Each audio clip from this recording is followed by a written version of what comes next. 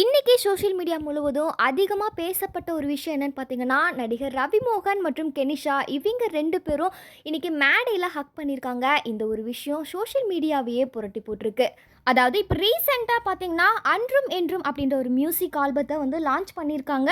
இந்த ஆல்பத்தை நடிகர் ரவிமோகன் மற்றும் கெனிஷா இவங்க 2 பேரும் சேர்ந்து தான் அதை ப்ரொமோட் பண்ணியிருக்காங்க.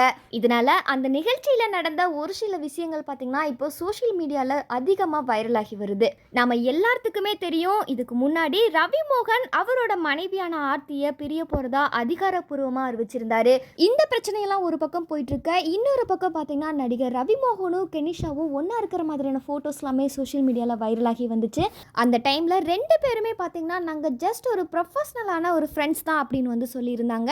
ஆனால் இப்போ அவங்க 2 பேரும் நடக்கிறதெல்லாம் பார்க்கும்போது ரசிகர்களுக்கே இவங்க வந்து உண்மையாலுமே ஃப்ரெண்ட்ஸ் தானா இல்லை லவ்வர்ஸா அப்படின்ற சந்தேகத்தை முன் வச்சுட்டு வராங்க.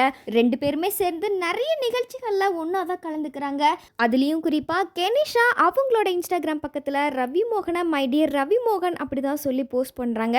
இதையெல்லாம் பார்த்த ரசிகர்கள் என்ன சொல்லிட்டு வராங்கன்னா, கண்டிப்பாக இந்த ஒரு உறவு நட்பாக இருக்க வாய்ப்பில்லை, கண்டிப்பாக இது காதலாக தான் இருக்கும் அப்படின்னு சொல்லி ரசிகர்கள் பலருமே கமெண்ட் செஞ்சு வராங்க.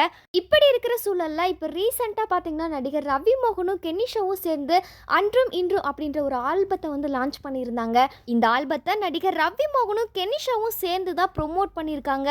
மேடையில் கெனிஷாவோட பாட்டை பாராட்டி அவங்கள வந்து ஹக் பண்ணி ரவிமோகன் அவங்களுக்கு வந்து வாழ்த்துக்களை தெரிவித்து ரொம்பவுமே அவங்களோட சந்தோஷத்தை வந்து வெளிப்படுத்தியிருந்தாங்க. இப்போ இந்த ஒரு வீடியோ பார்த்தீங்கன்னா, இப்போ சோஷியல் மீடியா முழுவதுமே வைரலாகி வருது.